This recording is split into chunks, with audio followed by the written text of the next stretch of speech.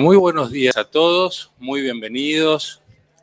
Me da mucha alegría en el día de hoy recibir no solamente a los colegas, amigos de la casa, sino a muchos colegas de otras instituciones, de la Universidad de Buenos Aires, que estoy viendo, colegas, profesores del claustro y de otras instituciones estoy viendo también, así que es un enorme placer recibirlos en la Asociación Psicoanalítica Argentina, pero particularmente contento estoy por tener entre nosotros a Joseph Nobel Freud. Te agradezco muchísimo en nombre de la comisión directiva de APA y de toda APA por tu presencia aquí hoy. Llegó Claudia. Claudia, muy bien. Qué tránsito, Claudia, ¿eh? Es nuestra presidenta, para los que no saben. Perdón. Siempre se me hace un poco tarde. La estuvimos esperando hasta recién. No, sí, yo sé. Pero es una verdadera alegría, un placer que esté acá Joseph. Yo voy a hacer un mínimo comentario ya seguramente en estos días por los mensajes que me han ido enviando y por todo lo que me han comentado. Se ve que estuvieron siguiéndolo en las redes y en los medios, porque hubo un verdadero movimiento, digamos, en los diarios y todo, con las entrevistas que tuvo Joe. Así que les voy a contar una partecita mínima, breve, de su currículum vitae y a partir de ahí le voy a dar la palabra en esta actividad que es un poco una celebración de los 50 años de aquel libro que tanto hemos estudiado, los que trabajamos con niños y adolescentes, el libro de Mauricio Knobel sobre la adolescencia normal.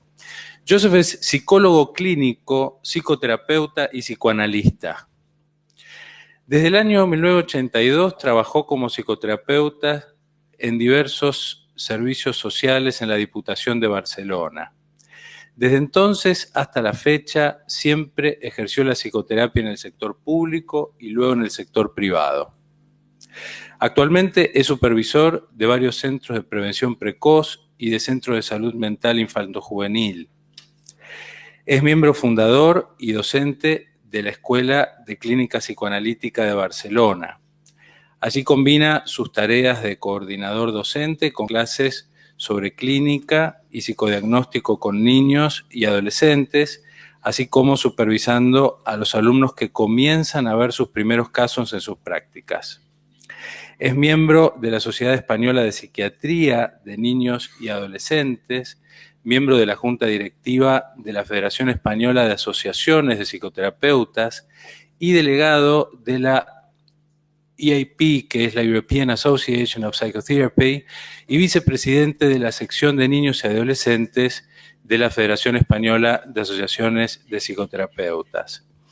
Y también miembro de la TAC, que es la Training Accreditation Committee, miembro de la Junta de la European Confederation of Psychoanalytical Psychotherapy, y entre muchos libros publicados, Clínica Psicoanalítica con Niños, Nuevas aportaciones a la clínica psicoanalítica con niños, El reto de ser padres, Mi hijo es un adolescente, en fin, la lista es larga.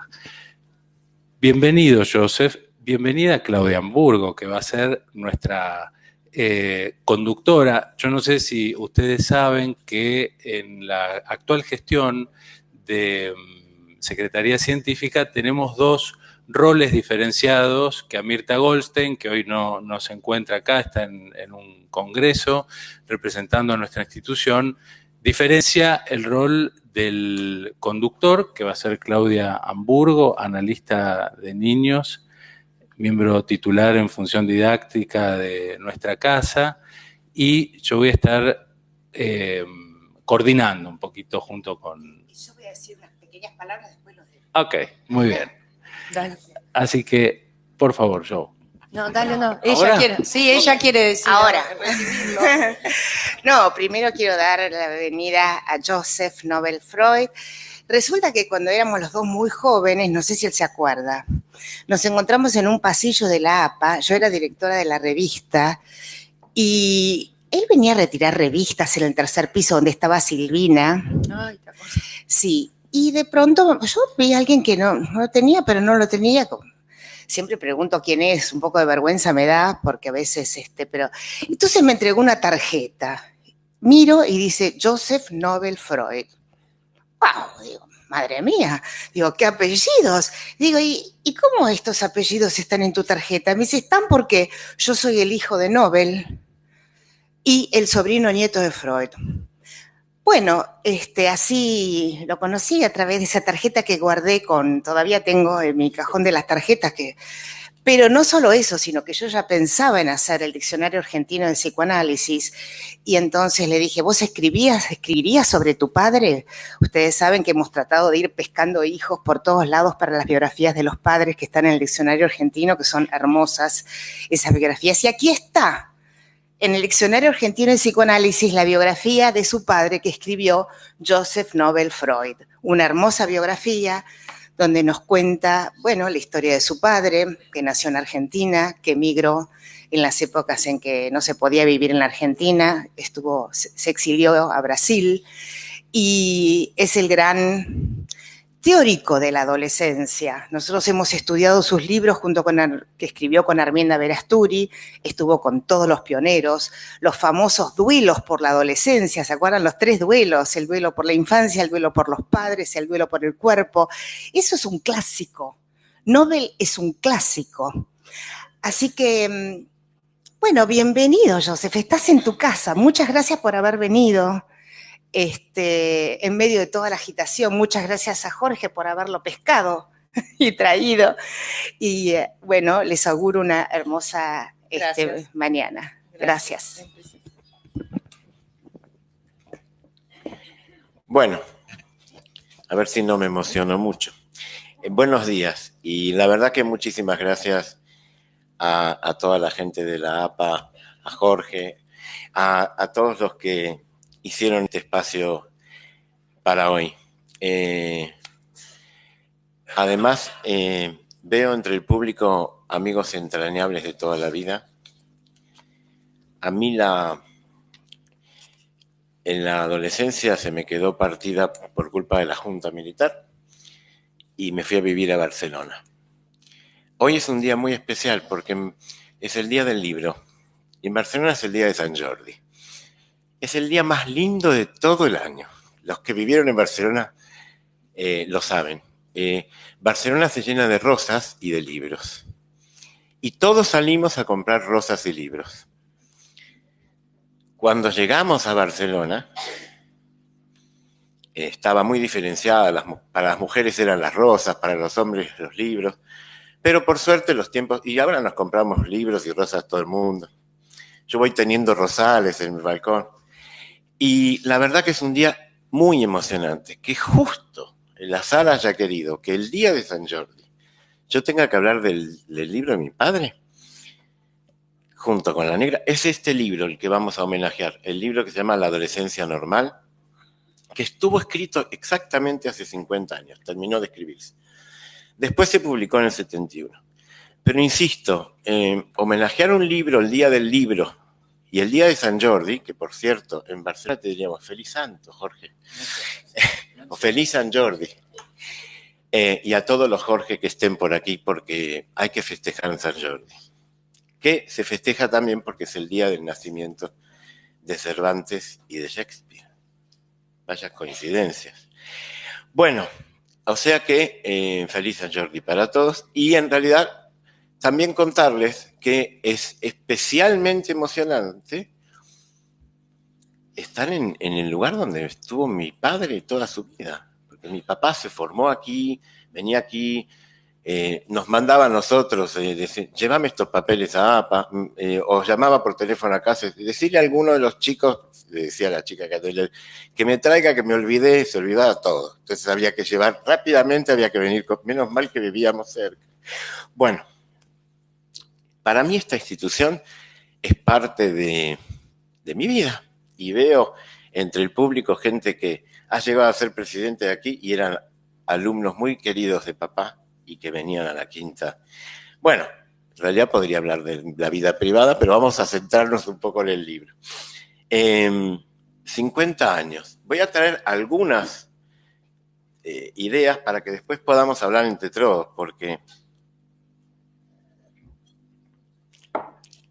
yo les comentaba a Jorge y Claudia, cuando me invitaron a hacer este pequeño homenaje al libro, que por suerte, en estos 50 años, sí que he tenido mucho diálogo con mi padre acerca de lo que él dejó escrito.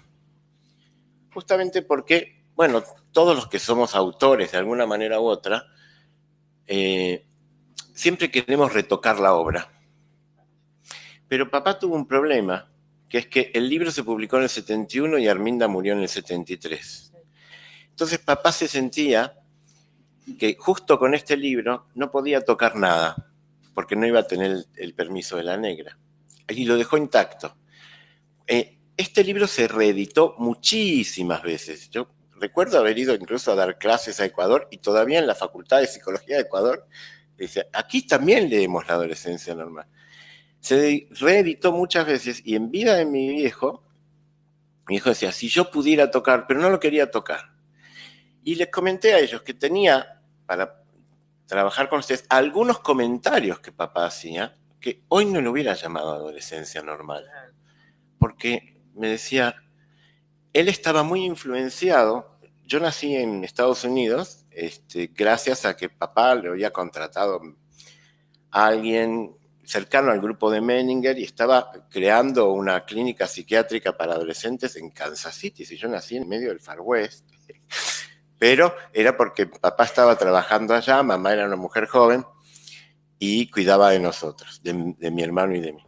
Pero papá dice, hoy yo estaba muy influenciado por el pensamiento anafreudiano.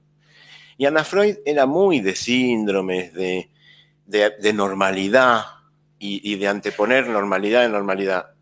Conociendo a papá, hoy no lo hubiera llamado a la adolescencia normal. Pocos años más tarde, y Claudia lo tiene, republicaron un libro, todo el grupo, y lo llamaron Adolescencia Solo.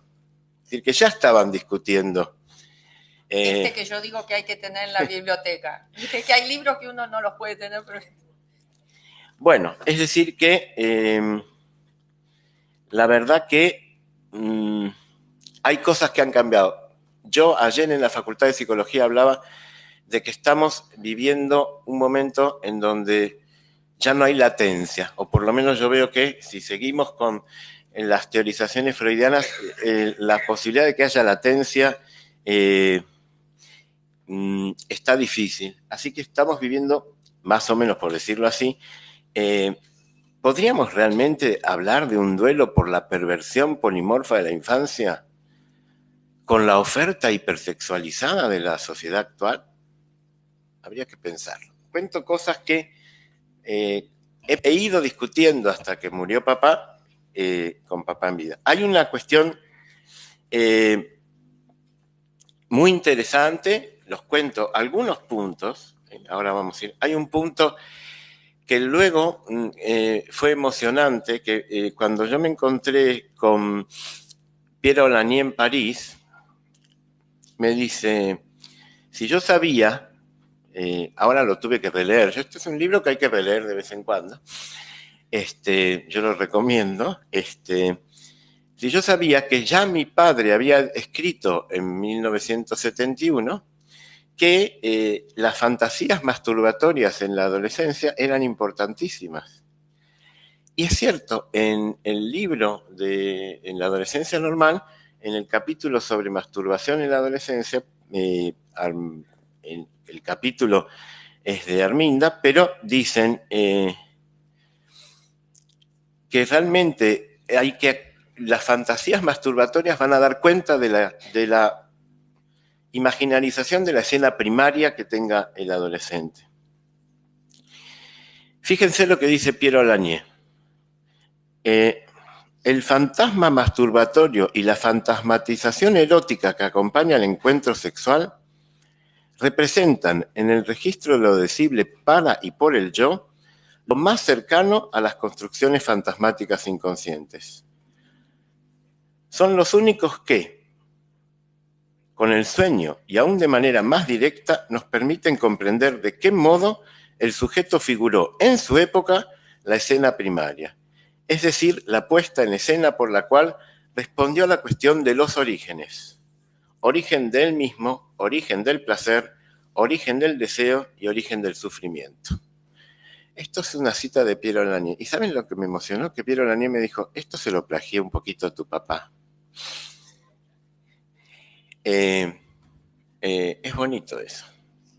Porque al final después, cuando te vas formando en psicoanálisis, pensás que somos tan distintos y al final somos tan parecidos, que a veces una de las preocupaciones que tenía papá es ¿por qué nos peleamos tanto si pensamos tan parecidos? Bueno, pero este es un tema que lo dejo para el debate. Si pensamos en la reedición de lo edípico en la adolescencia, esto es algo clásico, nos encontramos con una nueva dificultad que impacta en los adolescentes actuales. Yo voy a decir, o podríamos decir, que hemos pasado del complejo de Edipo al complejo de Telémaco. ¿Oyeron hablar del complejo de Telémaco que trae Recalcati? Recalcati es un psicoanalista de Milán que viene a... En Europa tenemos la suerte de que estamos bastante cerquita.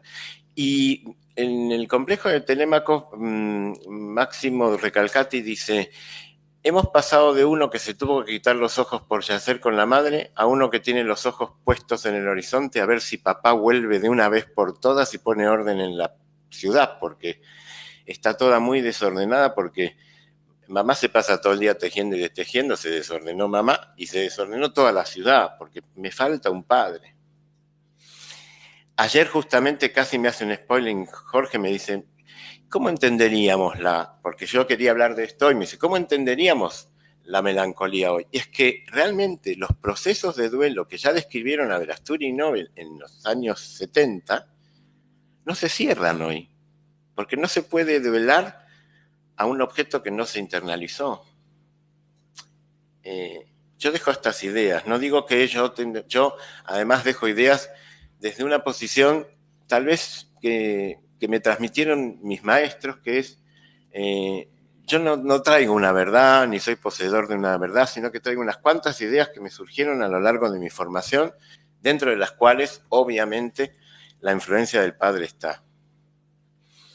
Es decir, volvamos al hecho de que si estamos en la sociedad del complejo de Telémaco, es porque hay una sociedad en que la autoridad paterna está en permanente declive. Hay un declive de la autoridad.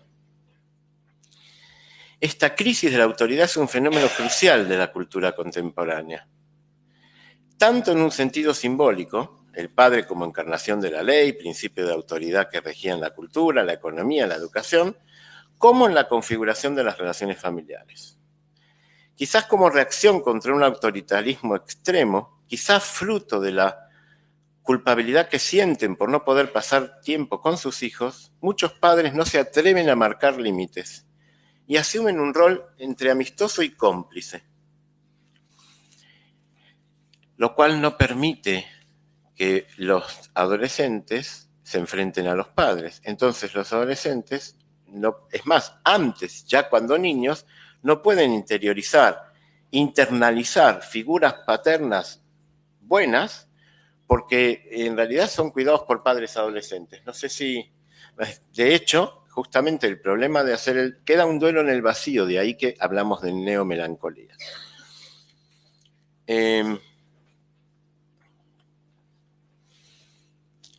La posible, ya en la adolescencia normal, en el texto que estamos homenajeando hoy, Arminda y Mauricio dicen que para que el proceso de duelo se haga mejor, tiene que haber unas figuras parentales internalizadas buenas. Yo creo que en la sociedad actual la internalización de las figuras parentales también está en crisis, o al menos creo que los psicoanalistas tenemos que ayudar a reparar esas figuras parentales. Les cuento una cosa que me pasó con Braconnier hace muy poquito, en un congreso en Bilbao, que me emocionó.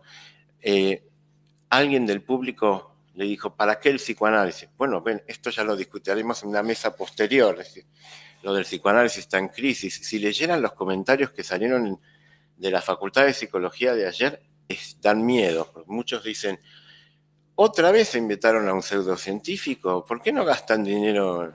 Bueno, cosas así ponen en la facultad. Pero bueno, no me quiero extender en esto. Reubícame, ¿dónde estaba? En las figuras parentales, de valorarlas. Braconnier, gracias, porque estaba por contar una anécdota de Braconnier. Además estábamos viendo cómo hay patologías muy graves ahora en la adolescencia y cómo esas patologías graves en la adolescencia tienen que ver con objetos internos destruidos dentro del yo. Y entonces dice, ¿saben qué? El psicoanálisis es el único que te da la oportunidad de haber tenido una infancia mejor. Pues es una frase preciosa. Bueno, a mí me gustó. Sí, le dije, te la voy a pedir prestada. Y me dijo, sí, te la regalo. Esto de andar prestándonos frases entre psicoanalistas, está muy bien. Estaba pensando en que, hablando de prestar frases, estoy tomando una cantidad de frases de mi padre, pero lo cual me produce un cierto también impacto emocional. Yo les cuento una cosa. Miren que leí Freud para un lado, para otro, ¿sí? Pero cada vez que leo un trastorno de la memoria en la Acrópolis, ¿lo recuerdan algunos? Un poquito tengo un nudo en la garganta, porque es cuando él confiesa haber superado al padre. O sea que imagínense, yo aquí estoy como Freud en la Acrópolis. Y me siento un poquito así. En la época que escribían La Negra y Papá, la posible salida de la adolescencia era un proyecto de futuro. Yo me acuerdo, porque además yo militaba en un partido de izquierdas que decía, el futuro es nuestro. Qué loco, ¿no? Porque vos ahora le decís a un adolescente que tiene un proyecto, andá a convencer a un adolescente que estudie porque va a tener un futuro y te va a decir, no, yo puedo estudiar, si conseguimos que estudie porque tenga pasión por saber, hemos hecho muchísimo. Ahora, que estudie para conseguir un futuro, esto en la sociedad actual no existe. Así que la salida va a tener que ser o crear y construir un proyecto o caer en la neomelancolía que dan cuenta de las patologías actuales que tenemos en la adolescencia actual. Estamos hablando de una adolescencia, ¿cómo la vería papá Mauricio Nobel y Arminda Verasturi 50 años después? Soluciones con respecto a los duelos. ¿Ustedes saben el ejemplo de Fornari sobre el duelo? Es decir, la paranoia es el inverso del duelo. ¿Esto estarían de acuerdo? ¿Saben? Fornari es un psicoanalista y sociólogo que da el siguiente ejemplo. Es un ejemplo muy cortito, es un cuentito muy lindo, de un pueblo africano con otro pueblo africano. Vamos. Pueblitos, más bien habla de africano por el sentido de primitivo, con una mente primitiva. Entonces, el rey los pueblos, por supuesto, son enemigos. El rey del pueblo de aquí va a tener un hijo, el pueblo lo festeja, y nace el hijo del rey y muere. Entonces, el pueblo que tiene que duelar la muerte del hijo del rey tiene dos posibilidades. O duela la muerte por el hijo del rey, o pasa lo que pasa. En realidad, la culpa de la muerte del hijo del rey la tiene el mal de ojo que le echó el pueblo de al lado. Entonces, en lugar de haber introyección, ¿qué hay? Proyección. Y al haber proyección, hay guerra. Le declaramos la guerra al pueblo de al lado porque son los culpables de la muerte del hijo del rey. Y este es un ejemplo buenísimo de que es la proyección. Es decir, y entonces la proyección, es decir, la culpa de la muerte del hijo del rey la tiene el pueblo de al lado. Le da un sentido a todo. Es decir, para el paranoico todo tiene un sentido. Pero para el melancólico, yo creo que es esta cuestión de la neomelancolía, nada tiene sentido. Es una existencia sin sentido.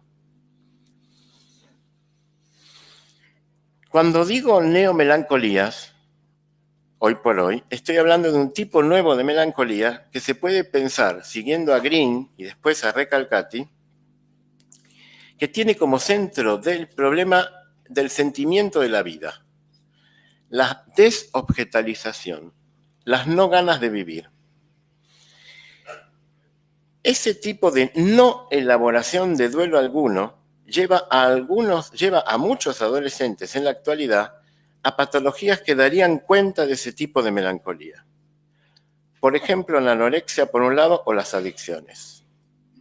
En ese sentido las llamé paradigmáticas de la adolescencia. Porque en esas salidas sin elaboración de duelos, los adolescentes coquetean con salidas muy mortíferas. Para Recalcati, la forclusión es el reverso del duelo. Yo diría que para la clínica contemporánea hay una fractura del Fordá. Hay un for absoluto o un da absoluto. El da absoluto, yo quiero siempre aquí el objeto. Y de ahí tenemos patologías como la droga, las pantallas, las adicciones. No se puede transformar en Ford. En la neomelancolía hay Ford sin da. Hay una separación sin volver. Hay un rechazo de la vida misma. Y no hay culpa. En la melancolía clásica sí hay culpa. Y la culpa implica siempre una relación con la ley. Hay culpa por existir. En la melancolía clásica. En las neomelancolías no hay culpa. ¿Y por qué cuento todo esto? Porque resulta que hay un punto de unión con el texto de Nobel y Averasturi. Ellos dicen, durante todo el libro, si lo recordáis, están hablando de la psicopatía adolescente. Pero describen una psicopatía que son adolescentes sin culpa. En realidad, Recalcati después viene a explicar la falta de culpa en el adolescente tiene que ver con esta falta de no poder hacer un duelo. Y por lo tanto, se instalan en el Ford absoluto, están solos. Y además falla, si hablamos un poquito de Lacanés, la función paterna. La función paterna es la que da un sentido a la vida. Dice Recalcati, explicando a Lacan, que la madre da la vida, pero el que da el sentido de la vida es el padre. Siempre hablando del padre y la madre en cómo funcionan. Supongo que aquí puedo hablar tranquilo, porque en la facultad tenía que hablar como que cuidándome. Aquí como estoy entre colegas y amigos, bueno, en realidad tampoco voy a hablar mucho más, porque lo que quiero es escucharlos a ustedes. Yo saqué algunas ideas más o menos de psicoanálisis contemporáneo, pensando cómo leerían hoy o cómo reescribirían. A mí que ahora me toca reescribir un libro que escribí en el 2004, pero cómo lo reescribiría ahora, cómo reescribirían o cómo pensarían algunas cuestiones de la adolescencia, tanto Mauricio como la Negra hoy. Les cuento que, un adelanto, que no es un secreto, que Paidós ya me ofreció escribir este libro. Me dice, ¿no querés hacer la adolescencia normal 50 años después? Bueno, lo dejo ahí porque entonces yo ya arreglaré con muchos de vosotros, porque lo que le gustaba a papá y a mí me encanta es que estos libros se escriban siempre en colaboración, o sea que si me ayudan, encantada. De verdad, hay muchísimas cosas más que podría destacar de este texto, pero sé que hay mucha gente. Sarita ayer además tuvo bueno, Sarita Arbizar,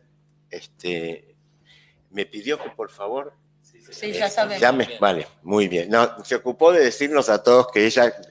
Bueno, pero ella además presentó mi primer libro en Barcelona, en Buenos Aires, el primer libro que escribí en Barcelona junto con Pichona Siquier, el libro que ustedes todos leyeron en la Facultad de Psicología de las técnicas proyectivas, el de la señora Ocampo, pues ella es Pichona Siquier, con ella hemos fundado una escuela de clínica con niños en Barcelona.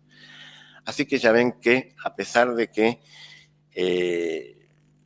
los distintos gobiernos que hicieron separarnos, el destino nos une. Bien, tendría más cosas para contar.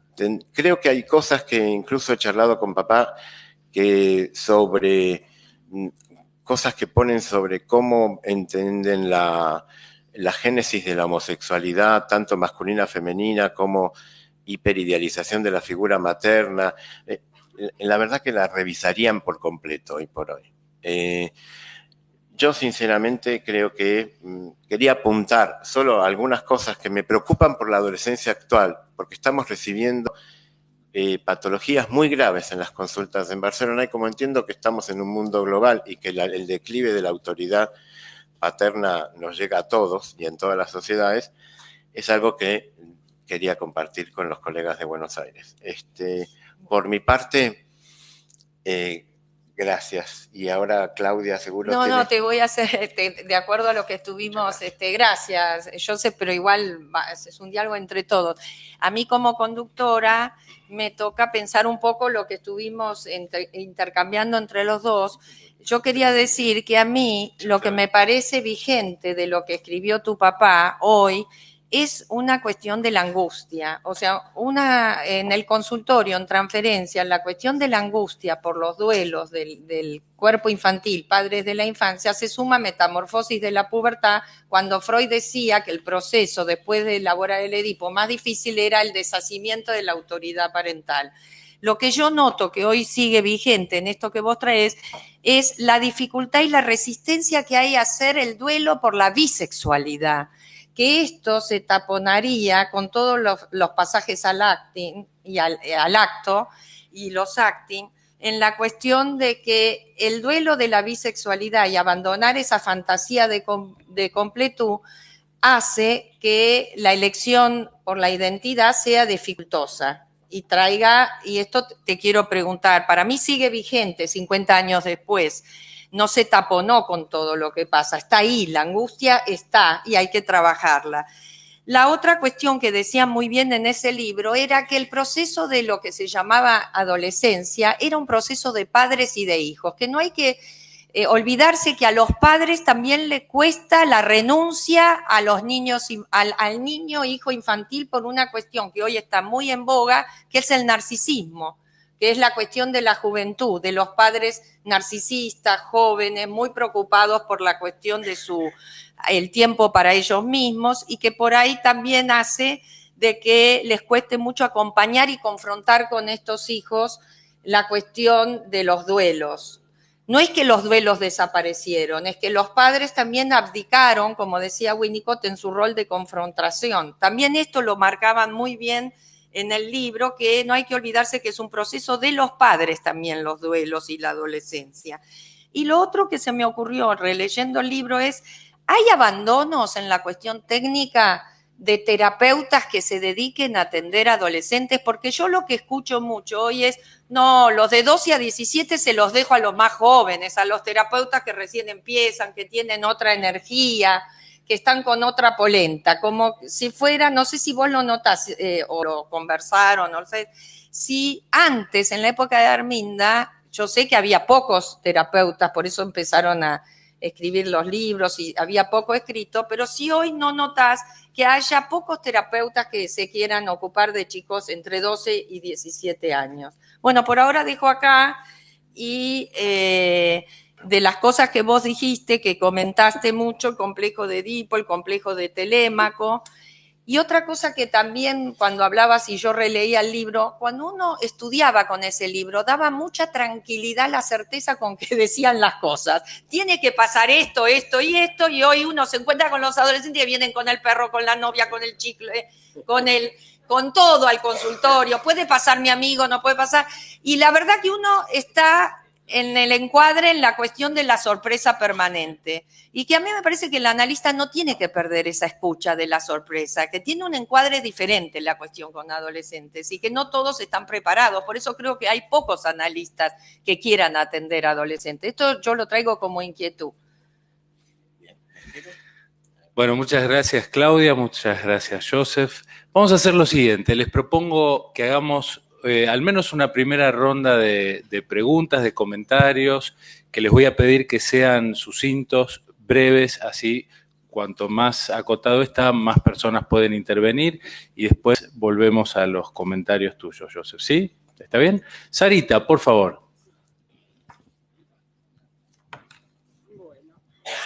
Bueno, agradezco a la comisión directiva haberlo invitado a Joe Knobel, que nos trae ideas tan interesantes y además esto es como el canal Volver, ¿no?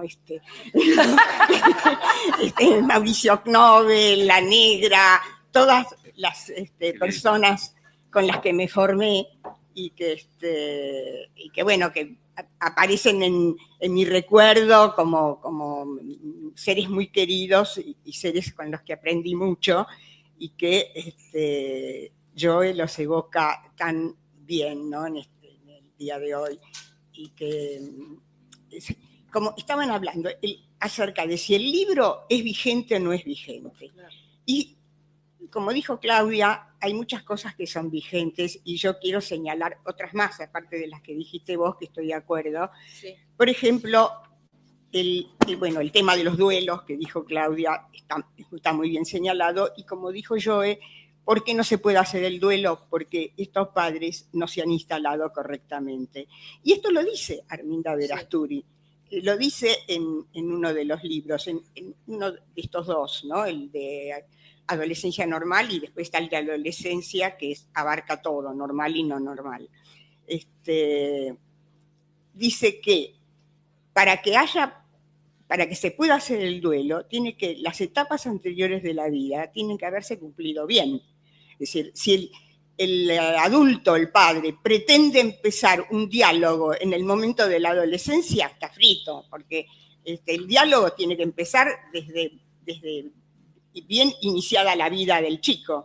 Y si ese diálogo, por supuesto el diálogo a través del juego, a través de tantas cosas, y cada vez ese diálogo está más aplastado, más imposible, las pantallas, como dijiste, Joe, sustituyen el contacto directo, el juego directo no está, las palabras no están, las palabras vienen por la televisión o vienen por otros medios. Y bueno, todo eso influye en la llegada de la adolescencia con la patología incrementada. Y hay algo más que dice la Negra, sobre todo, y Mauricio afirma estar de acuerdo, que algo muy importante de por qué se genera la patología en el adolescente es que el incesto, que está, las fantasías del incesto que están tan presentes en el hijo, ya tiene el aparato para consumarlas en la adolescencia, ya podría consumarlas. Cuando no hay padres bien instalados, entonces hay más temor de poder cumplir con el incesto, de poder realmente realizarlo, el incesto. Y todas las enfermedades que se generan son formas de culparse, de penarse, de castigarse por las fantasías incestuosas que están con mucha posibilidad de ser planteadas.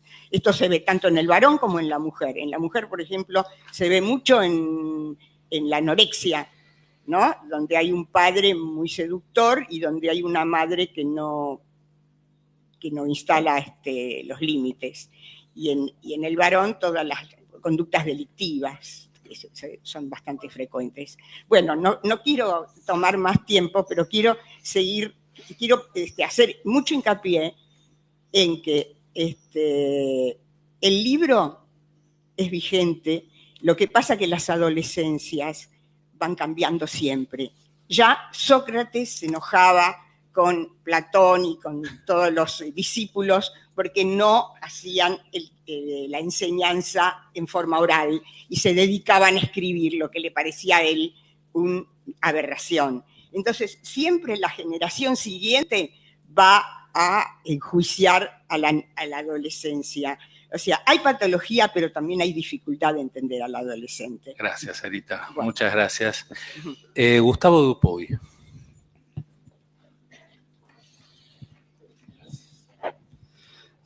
Gracias, Joseph. Pero en realidad, ¿de qué duelo tenemos que hablar si nosotros nos vemos todos los días?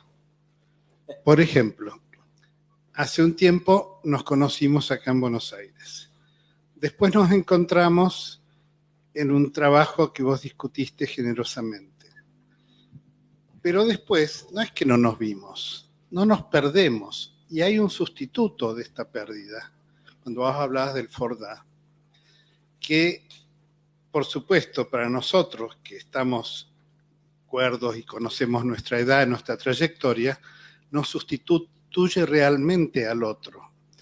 Pero la muerte también queda abolida en parte y el duelo trastornado, cuando en realidad puedo traerlo enseguida, lo tengo siempre conmigo. Son recursos que son herramientas, pero por momentos esas herramientas dejan de serlo como un recurso de encuentro y pasan a ser de negación de la pérdida. Bueno, nada más, hay muchos que van a decir cosas seguramente interesantes y yo te agradezco nuevamente que estés acá y que podamos verte algunas otras veces. Gracias, Gustavo. Marta Mosner, por favor. ¿Te parece que nos quedamos acá después hablar? Bueno, yo te quería agradecer y voy a decirte en lo posible qué me impactó de lo que trajiste. Una de las cosas que me parece más importante desde mi lectura es poner el punto del principal que le das en la adolescencia a la fantasía masturbatoria.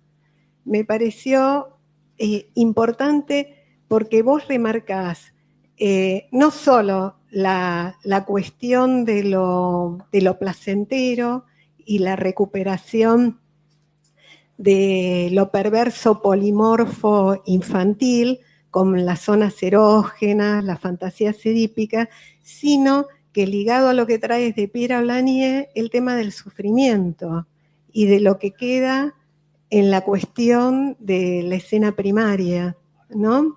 Cómo cada adolescente puede armar la recuperación de las fantasías del coito sádico, de lo que fue viviendo en su ambiente familiar. Entonces yo, en ese punto, cuando vos hablas de la adolescencia actual con la neomelancolía, te quería, y la falta de remordimiento, la falta de culpa, a diferencia de las melancolías, y el tema de la decepción en la figura del papá, del padre, ¿no?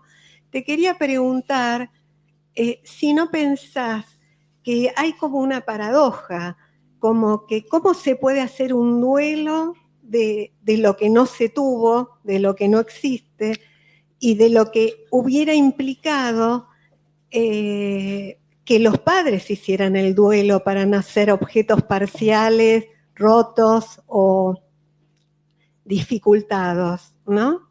Entonces hay una falla en la transmisión porque no hubo un duelo anterior.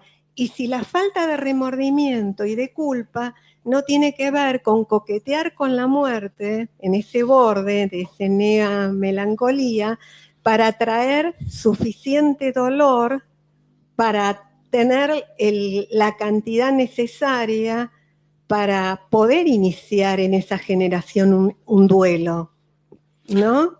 Gracias, Marta. Volvemos solo poquito. una cosa Dale, más. Dale. Solo una cosa más, porque me parece importante ese punto, porque es la forma, o sería la forma de recuperar los fantasmas de los padres en una vivencia actual del adolescente, ¿no? Volvemos a la mesa y después seguimos, que tenemos una lista de personas que querrían intervenir. Adelante, Joseph. Bueno, más que nada le dije a Jorge que porque si no me voy perdiendo en algunos comentarios que apunto aquí. Yo me acuerdo, de todas formas sí les comento, Jorge les pidió ahí que hicieran comentarios breves porque hay muchos que... Yo me acuerdo que una vez vine a ver una mesa que coordinaba papá y él era... Si utilizaba más de un minuto, si hubiera podido tener la posibilidad de sacarle el micrófono. Yo creo que ayer lo comentaba respecto de la ley paterna. De la manera que te miraba ya dejabas de hablar. Jorge es porque es un padre muy moderno, y entonces está dentro de la sociedad actual, es muy permisivo. Pero, bueno. Soy bueno. A veces, Winnicott decía, es necesario un padre malo para que el adolescente se tenga que enfrentar. Es mejor que se queden enojados con el coordinador y digan, ¿por qué no me dejó hablar a que el coordinador les deje hablar? Esto más o menos sería la interpretación que haría papá, que con mucho cariño la devuelvo al público y a Jorge. Realmente hay muchos temas que me han nombrado y que evidentemente yo he escogido hablar de unos y no de otros. Estoy totalmente de acuerdo con que cierta hiperinflación de salidas sexuales en la adolescencia, con toda la oferta que hay, está del lado de el no hacer el duelo por la bisexualidad infantil. Yo lo dije al principio, yo creo que hay muchos de los duelos que planteaban Aberasturi y Nobel en este libro que no están, no se cierran, porque no se pueden cerrar, incluso porque la sociedad actual no lo deja. Y totalmente de acuerdo con Claudia, es que dentro de la sociedad actual los padres son terriblemente narcisistas. Yo hablaba de padres adolescentes, pero estos padres adolescentes instalados en un narcisismo que no están dispuestos a que su saber caiga. Yo soy el dueño de la ley, dirían. O algunos que tienden a psicotizar más a sus hijos dicen, yo soy la ley, pero además me la creo. No hay manera de poder, es decir, de que los padres bajen de esa posición narcisista. Y algo muy interesante que dijo Claudia, el encuadre también ha cambiado. Parece que ellos tenían adolescentes mucho más tranquilitos o la cuestión. Yo de todas maneras les digo algo que me enseñó Green, y que lo tiene en psicoanálisis contemporáneo. Es verdad que el encuadre cambió, pero mientras nosotros tengamos el encuadre incorporado en nosotros mismos, podemos aceptar ciertos cambios. Sí. Pero es muy importante decir que nosotros tenemos el encuadre incorporados en nosotros mismos. Cuanto a lo que me recordaron, ya no recuerdo quién, y me apunté cosas aquí, toda la cuestión, Sarita lo habló, la posibilidad real del incesto, pero esto ya viene aparte, ayer lo mencionaba en la presentación, tengo un libro que circula por aquí ahora también, se llama El reto de ser padres. A mí como psicoterapeuta infantil me preocupa muchísimo la cantidad de niños que duermen con sus padres. Resulta que una vez yo dije en La Vanguardia, un diario importante en Barcelona, que por qué no ponían un pestillo los padres en la puerta, y me trataron de torturador. Es decir, yo simplemente decir, si la nena tiene que golpear la puerta a la habitación de los padres, no va a pasar nada, simplemente te vas a despertar y la acompañás a la cama. Yo se lo comento esto a unos padres y me dicen, no nos queremos despertar de noche. La nena entra y a veces escuchás situaciones donde hay 5 durmiendo en la cama. Esto cuando no se va el papá a la cama del niño y se queda ya. Entonces, desde la infancia, esta situación de colecho se viene dando. Esto sin hablar de situaciones que se dan en España, que clínicamente dan situaciones bastante entre divertidas y complicadas, que es además el estar desnudo por casa, el exhibicionismo permanente que fomenta en los chicos, no cierran, es decir, evidentemente fomentan y están muy desordenados los chicos porque están fomentando fantasías sexuales permanentemente. Hace poco tiempo un chiquito, ya entrando en la pubertad, como dibujo libre, me dibujó una enorme selva, había hojas por todas partes, palmeras y tal, y me estaba describiendo el dibujo y me dice, mejor ni te cuento el león que hay adentro. Y entonces después, yo la verdad, había un problema contratransferencial porque el padre era guapo y alto, entonces yo, pero alto, muy alto, y el padre entonces después en las entrevistas además me comenta que se ducha con el nene. Pero justo me vino la imagen del león por compararlo con la altura. ¿Sí? Esto son las... Y entonces, solo por asociación, ¿qué resto queda esto? Yo creo que el no duelo por el cuerpo infantil hace que después los chicos, los adolescentes, se tienen que apropiar de su cuerpo de una manera que vuelve a ser, como dice Claudia, un pasaje al acto. Y ya que tengo que demostrarle a mis padres que mi cuerpo es mío, me lo agujereo, me lo tatúo, le lleno de piercings. Es decir, hay toda una cuestión de marcas en el cuerpo que posiblemente tengan una explicación por este lado. Hay muchas más cosas para responder, pero ya pasamos la... Sí. Bueno, prepárense ahora, ¿eh? El que hable más de un minuto van a ver lo que pasa. Hilda, por favor. Hola. Un minuto. ¿Se escucha? Bueno, Hilda Katz, soy la coordinadora del Departamento de Niños Arminda Verasturi y tuve la suerte, ¿cómo te va? ¿Dónde está? Escúchalo. Y tuve la suerte de ser ayudante de cátedra de tu padre en Evolutiva 1 y Evolutiva 2 en la UBA, hasta 1974 que nos tuvimos que escapar todos, ¿verdad? En ese momento. ¿Te acordás? Y bueno, recuerdo mucho lo que nos enseñaba, nos enseñó muchísimo, cuando él decía, estaba preocupado por los juguetes de plástico, porque decía, ¿y cómo hacemos para repararlos? Porque una muñeca de trapo, la mamá la cose, pero una muñeca de plástico no la puede coser, y entonces el daño que el niño siente que hizo es terrible, hablando del tema de los duelos, ¿no? Es decir, también cuando hablábamos del tema del no poder decir que no, como dijo recién Jorge. Siempre tu padre nos decía, el no tiene que ver con el narcisismo de los padres, porque decir que no es aceptar que te odien. Y ese odio es necesario, porque es constitutivo y da sentido, ¿verdad? O sea que quería transmitirte esto y que como coordinadora del departamento estamos todos dispuestos a acompañarte en el segundo libro, porque estamos trabajando tus ideas y las de Recalcati también. Así que muchísimas gracias por todo. Gracias a vos, Hilda. Claudia Borenstein, por favor. Bueno, yo lo rápido, así que meto todo en un minuto. Primero te quería decir, Joe te dicen, ¿nos dejás que seamos todos hijos de Nobel? Sí. Somos hermanos. En realidad somos todos en esta institución, hijos de grandes analistas. Es una institución muy especial que a veces nos cuesta soportar a nosotros la importancia que tiene esta institución. El aporte al psicoanálisis en el mundo que han hecho los psicoanalistas argentinos es inconmensurable. Lo que tu padre ha aportado nos ha guiado a lo largo de toda nuestra formación como analistas.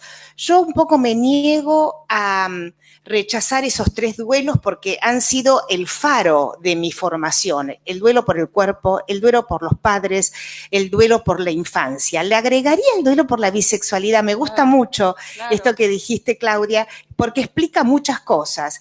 Y la dificultad de hacer los duelos actualmente tiene que ver con la cultura actual. porque la cultura actual no nos deja hacer duelos, de que estar, dijeron el otro día que me encantó, la tiranía de la felicidad. Entonces, no, hay que estar contento, no se puede hacer duelo, viste, chau Melanie Klein, eso fue terrible, un bodrio. Entonces, pero creo que todos ellos, influidos por una lectura kleiniana, tenían muy claro el faro, digamos, de los duelos, ¿no? Y fíjate vos que Armina, que Piera Lañero plagió. ¿A vos te parece? Podría haberlo citado.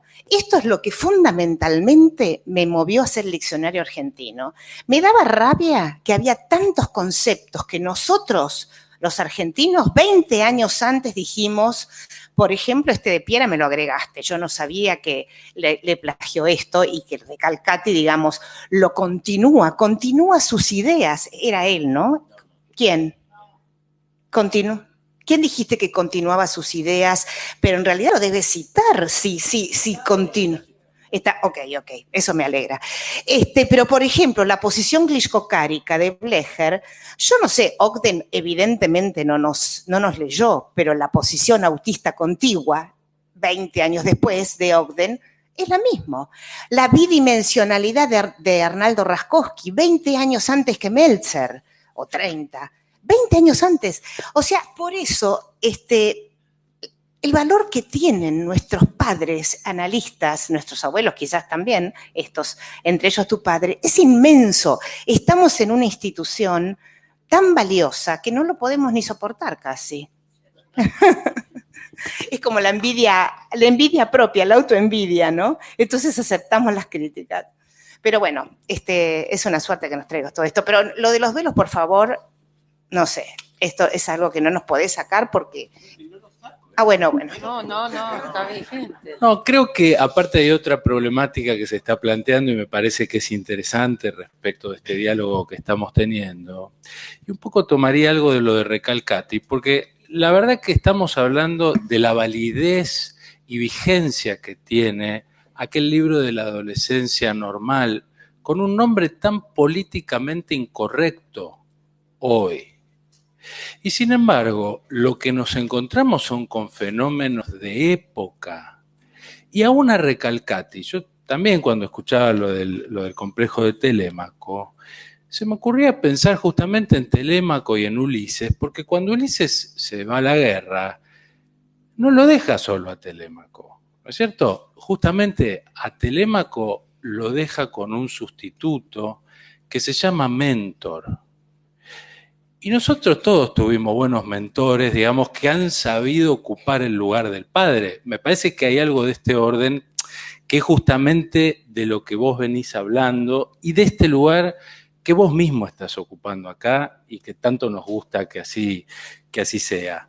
Me di la palabra yo. Ahora, Ana Rosenfeld, por favor. Sí, tengo una lista. Bueno, yo sí. Quería preguntarte,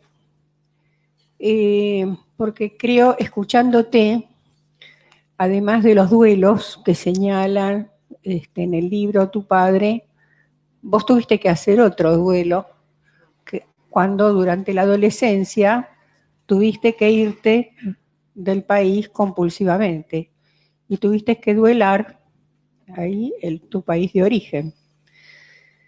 Entonces pensaba, ¿de qué manera incide el contexto político, social, económico en el adolescente? Particularmente, como vos vivís en Barcelona, quería preguntarte qué incidencia tuvo en los adolescentes el fenómeno independentista en Barcelona. Nada más. ¿Quién sigue? Muchas gracias, Ana. Felisa Wider.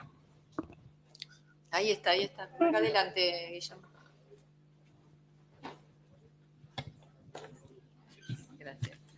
Mientras va llegando el micrófono, les quiero contar que tenemos más de 50 personas que están conectadas por Click Meeting, que es una plataforma que estamos utilizando para la transmisión de esta actividad con participantes en México, en España, en Brasil, en Estados Unidos y en Alemania. Así que les quiero contar esto y mientras tanto y de Italia, gracias. Vamos a saludarlos también a los colegas que están en el exterior siguiendo esta actividad por Click Meeting. ¿Y algunos en su casa por acá? Ah, muy bien, muy bien. Felisa, por favor. Bueno, muchas gracias. Muy interesante toda la mesa, lo que has traído y, bueno, todos los comentarios. Voy a tratar de ser un poquito breve porque quería hacerte una pregunta sobre un tema que me interesa mucho, que es la neomelancolía, ¿no? Que es tan importante en los adolescentes como momento de pasaje. Y me recordó un artículo de Freud que se llama La transitoriedad, donde Freud habla del desprecio por la vida, ¿no? Él ahí tiene un diálogo, dice, con un poeta joven, que sería un adolescente, que es Rilke, y donde dice que las cosas bellas no tienen sentido porque terminan, es decir, un tema de desprecio por la vida en tanto finitud. Y el adolescente a veces vemos que dicen, bueno, vos lo habías dicho, ¿para qué estudiar si total después no voy a tener trabajo? ¿Para qué soñar si total me voy a despertar? Si esto tenía algo que ver con la neomelancolía, este trabajo, y como mencionaste a Braconnier habla de la amenaza depresiva también, sí, que tiene que ver, ¿no?, con la dificultad de perder al objeto originario. Bueno, dejo acá. Gracias. Muchas gracias, Felisa. Volvemos a Joseph y luego las últimas preguntitas de la lista que tenemos. Estamos bien de tiempo. Bueno, sí, yo quise ser breve, pero estamos bien de tiempo justamente para poder... Le tengo que contestar primero a Claudia, que si quieren ser todos hermanos míos, se van a tener que aguantar el ir todos los domingos a la Quinta de Garma, aprender todas las canciones de The Sound of Music que te encuentre Betty, y además tenés que hablar perfectamente inglés a partir de las enseñanzas de Betty, y por supuesto participar en la mesa en el quincho para comer con amigos como Mom, Spilka. Como citaste alguno de los... me recordó la época en que íbamos todos a la quinta de Ángel y Betty. Y tanto es así que entonces después todo un grupo, entre los cuales mi papá, se compraron quintas por ahí, entonces el asunto era ver a qué quinta se iba. Sí, yo siempre que en mi formación me parece que es un lujo. Yo rescato mucho, yo entiendo que lo que tú quieres decir y tiene que ver con los duelos migratorios, vamos a unirlo de alguna manera. Hay que rescatar la escuela argentina de psicoanálisis y me parece que tú estás en esa labor y me parece muy buena. En cuanto, fíjate, ¿no? Hoy hemos hablado del síndrome de Telémaco, pero os voy a contar, tal vez no lo habéis leído tanto, hay un colega en España, Joseba Achotegui, un colega que escribió sobre el síndrome de Ulises, porque Joseba Achotegui tiene todo un servicio para atender a los migrantes que se juegan la vida cruzando el Atlántico para poder vivir en Europa. Todo esto me permite asociar con algo que nosotros estamos trabajando, que es los conceptos que trae Han, el coreano alemán, sobre todo en su último texto sobre la expulsión de lo distinto, en donde está diciendo que nosotros vivimos en una sociedad que expulsa al diferente. Y nosotros tenemos que luchar como agentes de salud mental para que la sociedad acepte al diferente. Ya lo decía Julia Kristeva cuando hablaba en un libro que se llamaba Extranjeros para nosotros mismos, que nosotros que éramos extranjeros en España, también la única forma de poder hacer el duelo es aceptar al extranjero que vive dentro mío.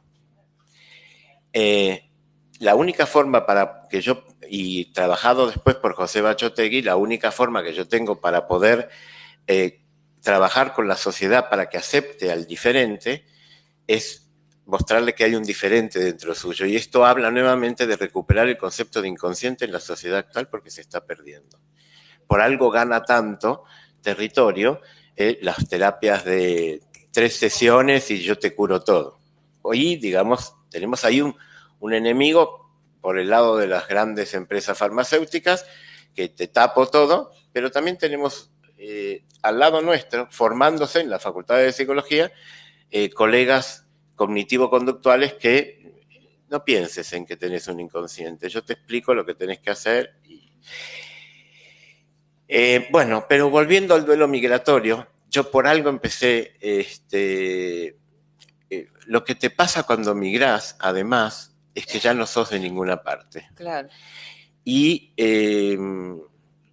tengo grandes amigas ahí que estuvieron muchos años conmigo en Barcelona y saben de lo que hablo. Y cualquiera que haya migrado, y además es que esto es una historia, aquí necesito que venga Aide Feinberg, porque esto es una historia transgeneracional, porque nosotros también, muchos de nosotros, yo creo que casi todos nosotros somos nietos de una familia de migrantes, y los que nos echaron los militares tuvimos que volver a migrar haciendo un doble duelo. Teníamos en nuestro inconsciente el duelo de nuestros abuelos y tuvimos que hacer un nuevo duelo. Y muchos de los que hicieron un nuevo duelo tuvieron que volver.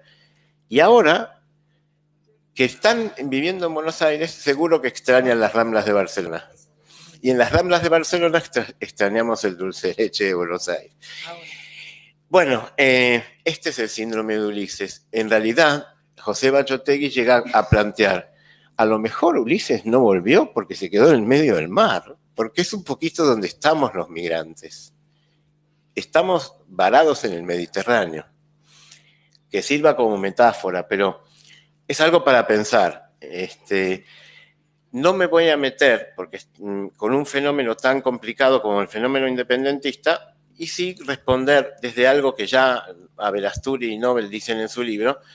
Los adolescentes se toman con mucha más pasión las cuestiones políticas que los rodean, y obviamente algo que ya se dijo en la sala, ya lo había dicho Freud en El malestar en la cultura, la permeabilidad de la cultura respecto a la psicopatología que encontraremos en nuestras consultas es obvia.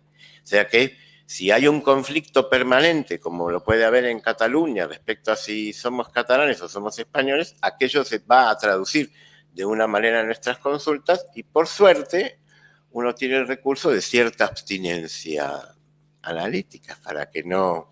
Yo sigo confiando en que eso permitirá a que mis pacientes me puedan hablar de su posición política sin que yo tenga que aclarar la mía. En cuanto a la cuestión de la neomelancolía que me han planteado, sí, yo creo que este es el gran problema. Nos estamos encontrando con pacientes adolescentes que tienen un no sentido de la vida. Y esto es, yo creo, que es porque no se cerró el duelo a partir de que, insisto, en algo que sí me gusta de todo lo que dice Lacan, que es que la función paterna le da un sentido a la vida.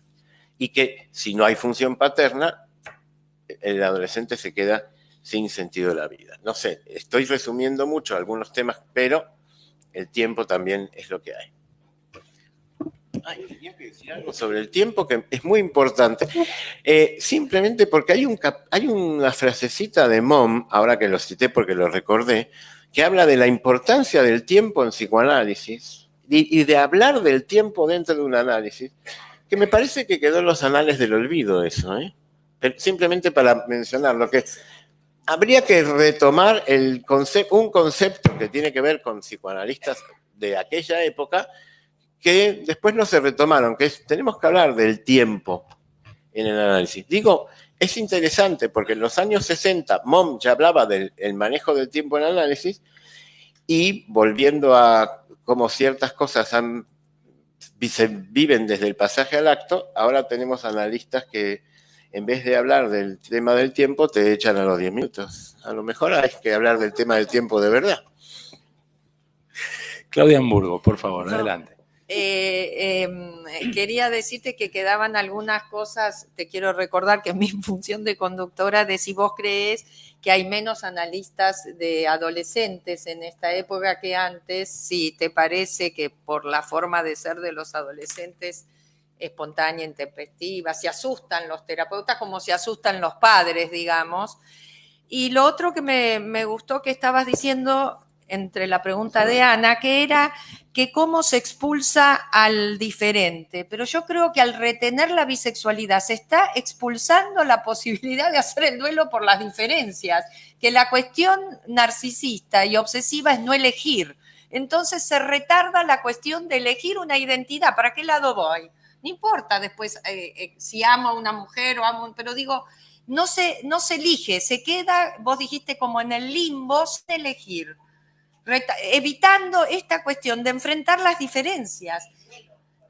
Pues el duelo por elegir que el obsesivo tiene, que no lo puede hacer, como el perro que se quiere mover la cola. Y recordé que en el libro de Arminda hay dos cosas, si uno es lacaniano o no es lacaniano, pero en el libro de tu papá y de Arminda, lo releí hoy a la mañana, decía que el padre en la primera mitad del segundo, en la mitad del primer año de vida aparece el padre cuando salen los dientes, que el chico se desprende del pecho y ahí dice tiene que haber un padre, vamos a hablar de un padre real, para sostener a ese bebé que muerde el pecho de la mamá. Eso decía Arminda porque creía en la cuestión de la genitalidad del Edipo temprano. Exacto, pero lo que yo entiendo como función materna es que en la cabeza de la madre tiene que haber un padre. Claro. Esto es lo que yo entiendo. Bueno. Gracias, Claudia. Realmente... Entonces, contestándole un poquito a Marta Mosner con esto de duelar lo que no se tuvo. No, un padre en algún lugar siempre hay. Después estamos hablando de la presencia real de un padre. Solo una cuestión... yo creo que sí que hay... solo una cuestión muy breve. Cada vez hay... Yo no sé si hay menos analistas de niños porque no te querés... algunos dicen, me duele la espalda para pegarme al suelo a jugar con los cochecitos.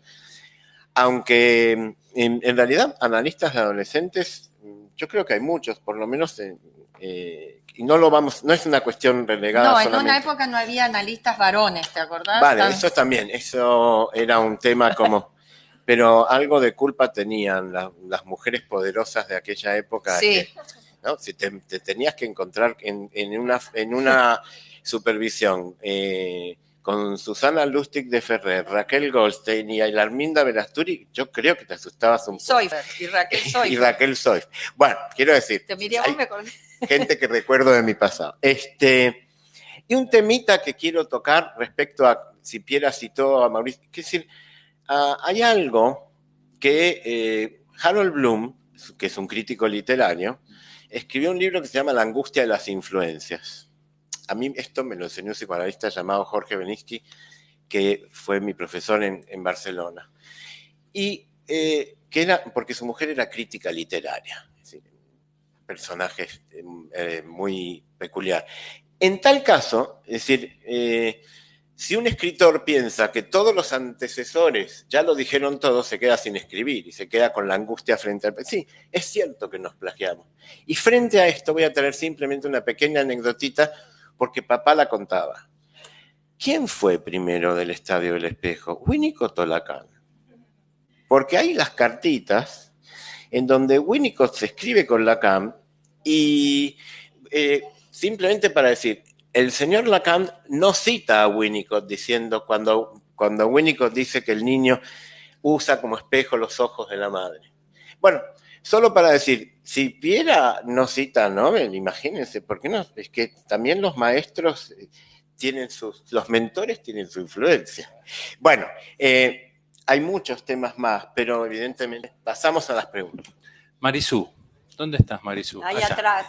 Marisú. Bueno, agradezco la mesa, verdaderamente un lujo, y me queda repicando algo junto con esto de la flor perecedera y el libro que permanece, que me parece una hermosa metáfora de los mundos en que coexistimos.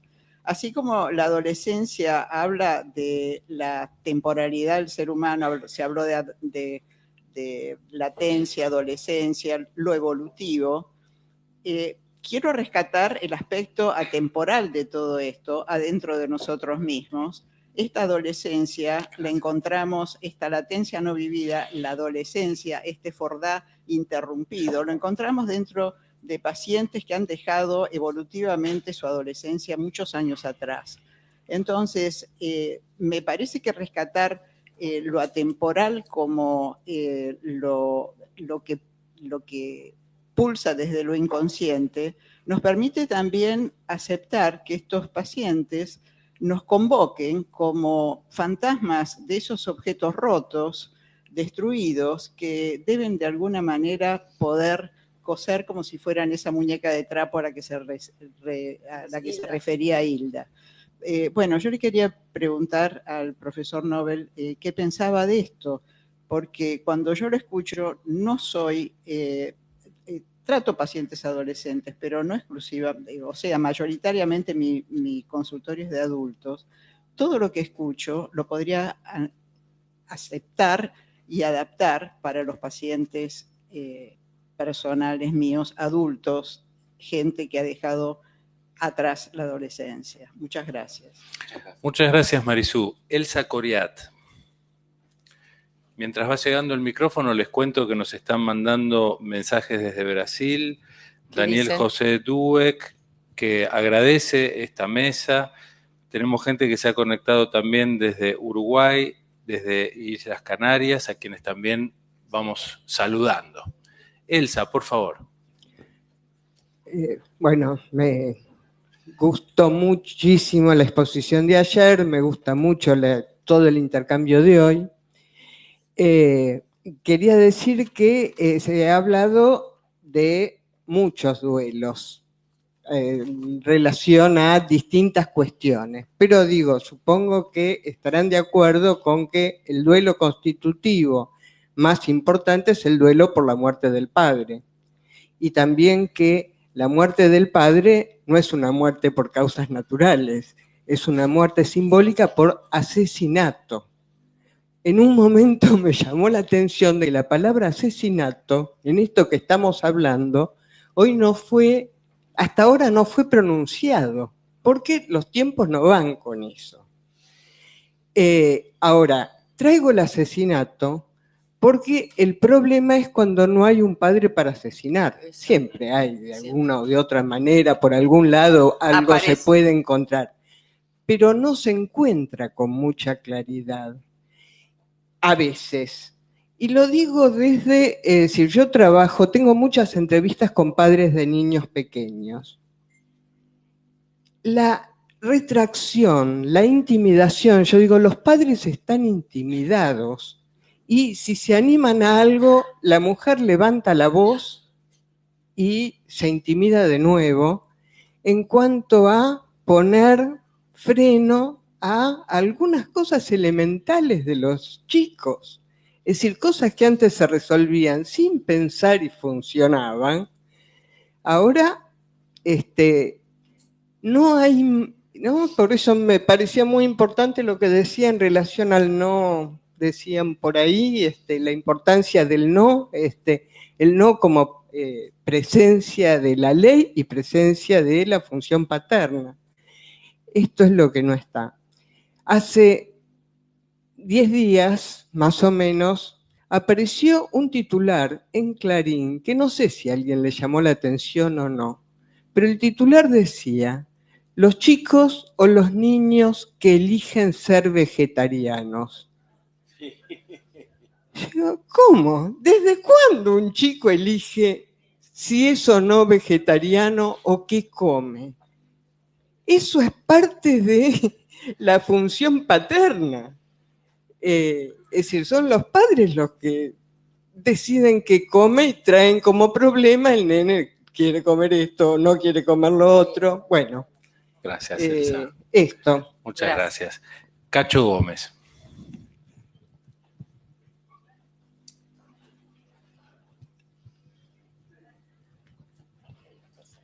Bueno, muchas gracias por la mesa, muy interesante.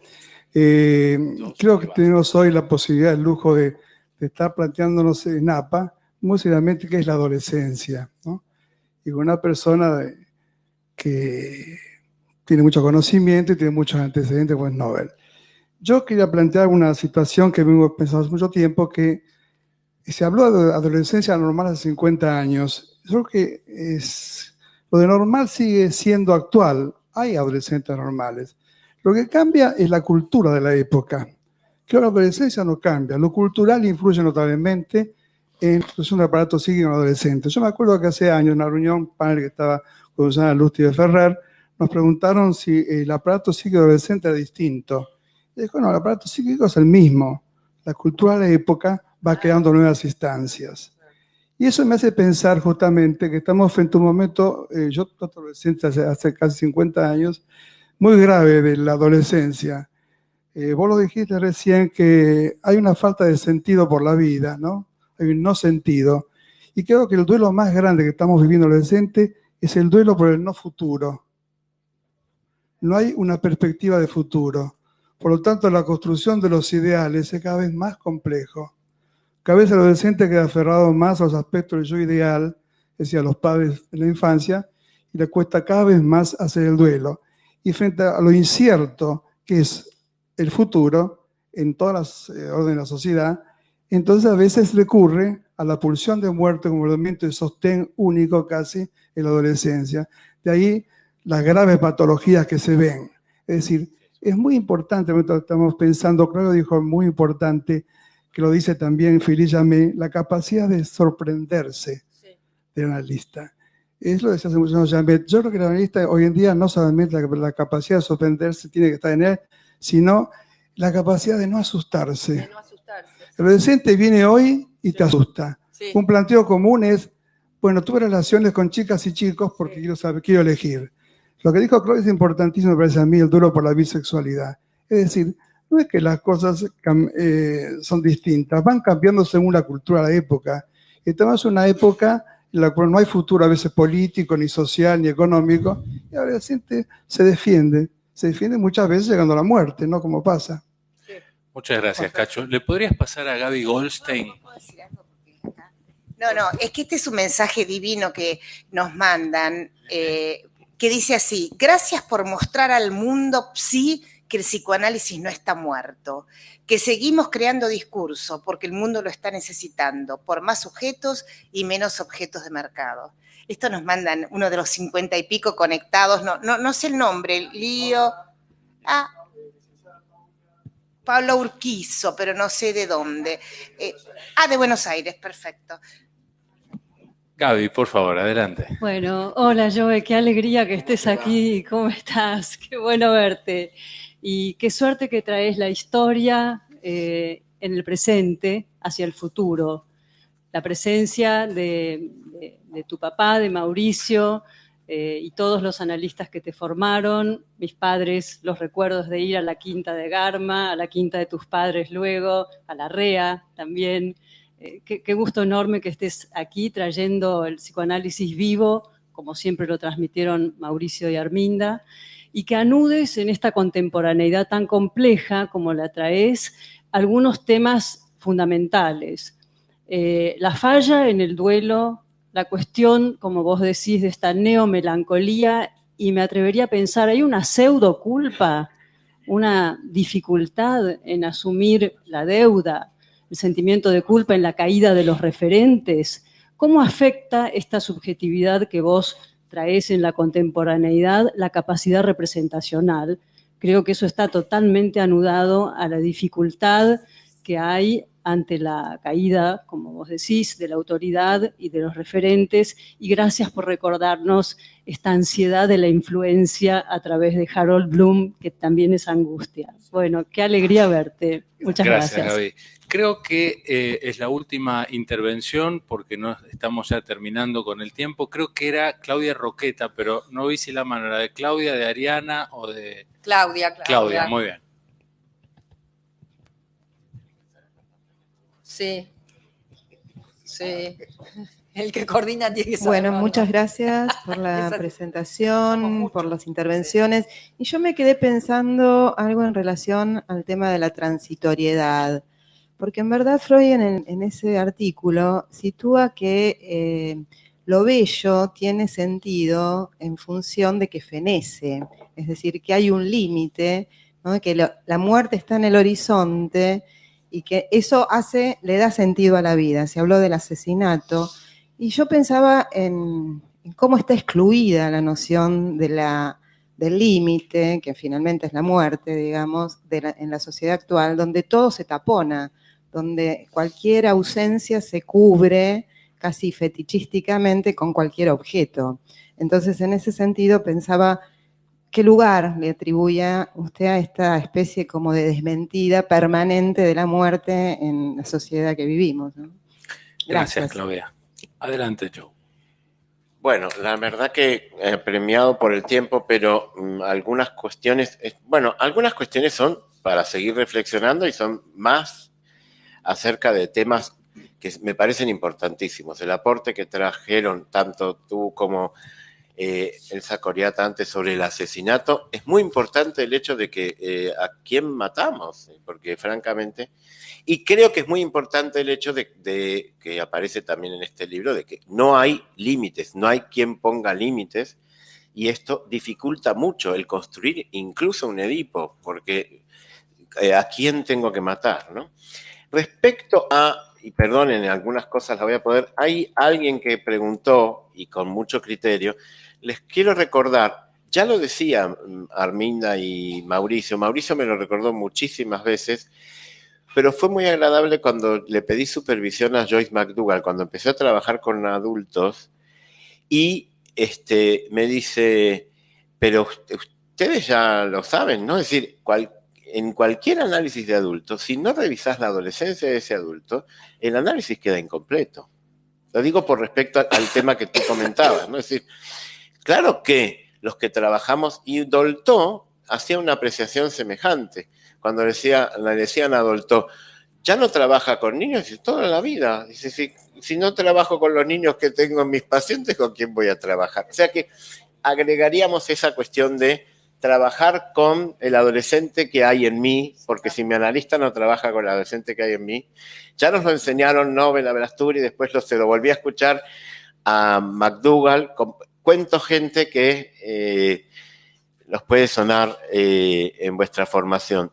Y hay algo que también dijeron aquí respecto a cuestiones técnicas que tienen que ver con la adolescencia, que el adolescente, es decir, también podemos medir lo que sucede con la persona que atendemos en la medida de cuánto logran movilizarnos transferencialmente en cuanto a si nos asustan o si nos asustan. En este sentido, les recomiendo un autor como Christopher Bolas, digno hijo del psicoanálisis argentino, porque su madre es una actriz argentina que vive en Londres. Yo también tengo un libro pendiente, mis amigas se ríen, que es podemos escribir el Lola del psicoanálisis, pero todos están como muy entusiasmados, contá chismes. Pero porque, además, Gaby, además hay otro libro pendiente, lo tengo que decir, pero casi que no lo van a querer publicar, que se llama Hijos de Analistas.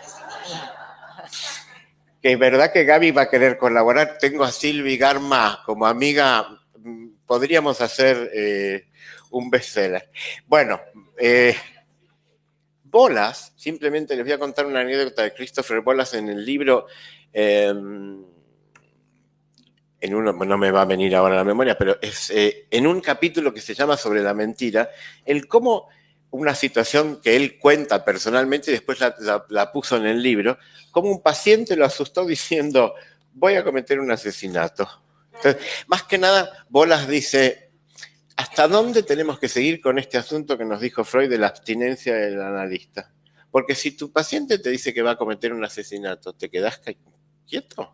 Es decir, Bolas lo pone ahí, que su supervisor, entonces le dijo, ¿cómo no le dijo que iba a avisar a la policía si llegaba a matar a alguien? Y Bolas mismo, con quien tengo la suerte de haber compartido espacios, me dice, ¿y si te viene un paciente y te dice que está hasta el culo de ketamina, vos te tenés que quedar igual? Es decir, yo creo que la abstinencia en la adolescencia la tenemos que repensar. Y si me viene un chico y me dice, después de todo lo que hemos hablado, al salir de aquí me voy a tirar al metro, yo no lo dejo salir al chico. Me salgo de mi encuadre y le digo, llamo al padre y le digo, este chico solo no se va. Claro. Tiene que venirlo a buscar. Recuerdo porque me pasó, y muchos años más tarde, yo me había sentido como que le había roto un secreto al chico, porque le había hecho venir al padre. Y muchos años más tarde, este chico, que me encanta que me pase esto, ya me llamó para que haga un diagnóstico para sus hijos, etc. Y me dice, Nobel, yo recuerdo que el día que usted llamó a mi papá, lo odié. Pero después lo quise tanto porque vi que usted me había cuidado. Creo que, y para cerrar, después de muchos años, y posiblemente porque algo de estos antecesores que tuve, entre los cuales tengo la suerte de haber compartido parte de mi vida con ellos y tener a Mauricio, por ejemplo, como padre, algo que me transmitieron es que a nosotros los pacientes nos importan. Nosotros los cuidamos porque los queremos. Parece que es medio, depende en qué lugar lo digas, es medio, no queda, volvemos a lo políticamente incorrecto. Parece que queda mejor decir, no, yo me abstengo. No, no, nosotros elegimos esta profesión porque nos gusta cuidar a la gente. Y yo soy de los que piensa, junto con una enorme cantidad de psicoanalistas, que el psicoanálisis es el mejor método para curar y cuidar. Gracias a todos. Muchísimas gracias a todos ustedes por habernos acompañado en esta mañana tan rica. Muchísimas gracias, Joseph Nobel Freud. Y los invito para que se queden en la actividad que continúa a las 11 y Joseph posteriormente va a participar en otra actividad a las 13 horas. Así que están todos invitados. Muchas gracias nuevamente.